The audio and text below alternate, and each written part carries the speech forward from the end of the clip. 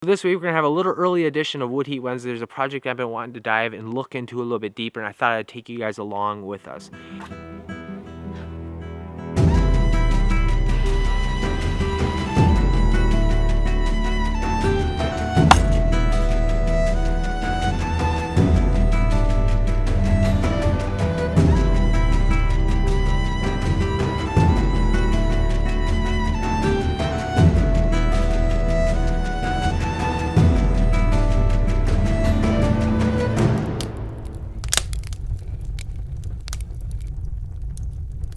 We've heated our house full time with a wood furnace. Unlike a wood stove where it's a lot harder to distribute that heat, you require a more open floor plan. A wood furnace allows you to utilize the ductwork in your house and be able to push that heat into some hard to reach places. That's currently what we have. We absolutely love it. It works out great for us. However, over the last couple years, I've been looking at newer EPA certified stoves. There's a couple of reasons for this. First and foremost, you burn about half or 1/3 the amount of wood that you would with a more traditional stove. And living in Minnesota, we burn a lot of wood every winter, and being able to cut that down is going to be a tremendous workload, I guess, reduction for myself. A lot less time going out, splitting and stacking that wood. Another big reason, obviously, is for air control. That's what the EPA is there for, is to try to really help protect the environment, and they're really clamping down on the efficiencies that stoves have to be running at today.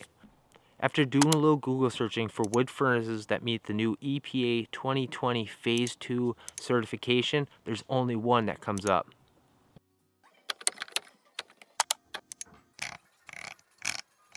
And it's located right here in Minnesota.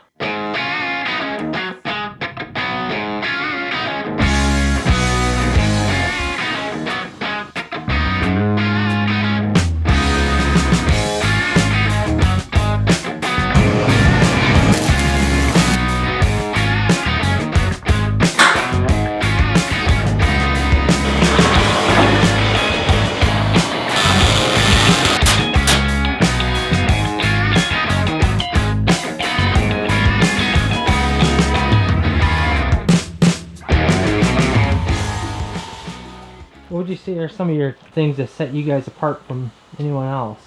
Well, I guess for one thing, the Lamppa vapor fire furnace. It's the only furnace in the world today that's certified by the EPA for sale and manufacture after the year 2020. It's the cleanest burning furnace and the highest efficiency cordwood burning furnace the EPA has ever tested. Everything we use, we even specify U.S. steel. So everything we use is all made in the U.S. So we really have to specify U.S. steel, and we make sure that it's all stamped when it comes in. But the only thing that we're not guaranteed of is nuts and bolts, that they're always going to be American. We do use just about all stainless steel hardware. I can't think of any non-stainless that we use. The computers are made just 40 miles from here over in Hibbing, Minnesota.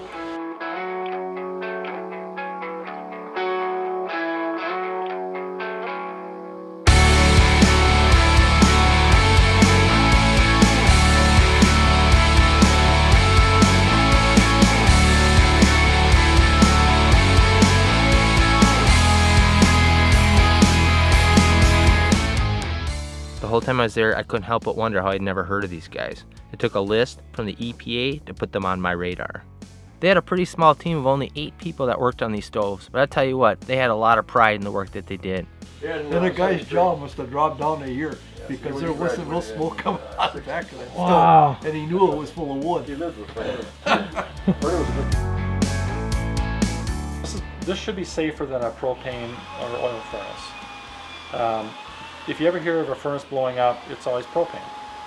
Have you ever heard of a wood furnace blowing up? The only problem you have with wood furnaces is if they build up creosote and end up with a chimney fire. But Daryl, that's how he started on this. He and his father both bought furnaces from somebody, some company. One morning, and the yard was all soot, and here he'd had a chimney fire the night before, while his wife and kids slept in the house with him.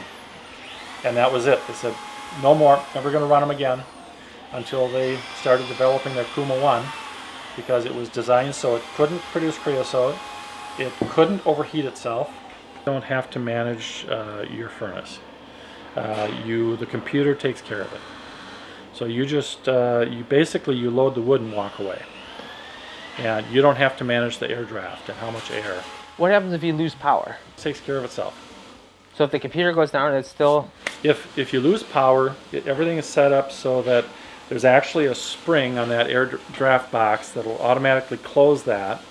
It goes back to pilot burn, which is the lowest burn it can do without producing any creosote or without producing any emissions. It'll still continue to put out heat. And so if you have your ducting correct in your house, you'll still get warm air just through natural movement up through.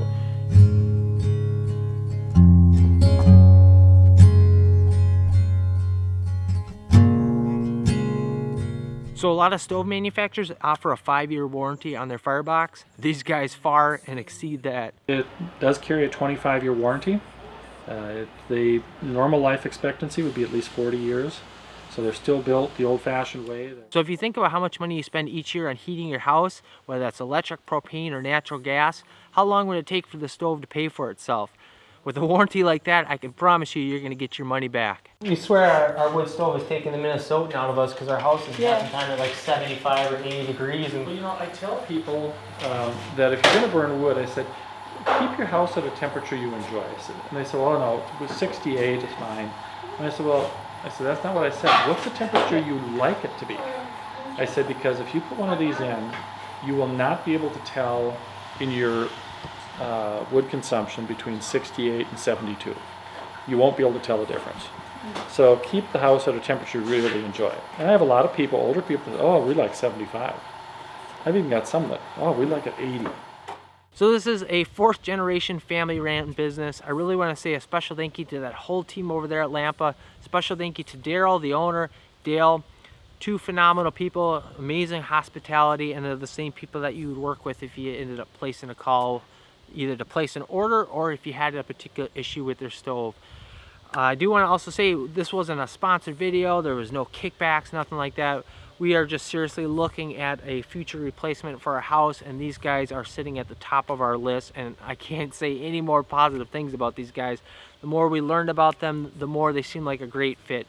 And that's part of the reason I wanted to share this with you guys. If you're someone that's really serious about living a little bit more independent lifestyle and want to take control and cut down the costs heating in the winter, these guys are definitely someone to take a closer look at. I've been very impressed. So hope you guys enjoyed the video, and we'll see you on the next one. Thanks for watching. Around time, let's say I called up and said, hey, I want to get a stove going.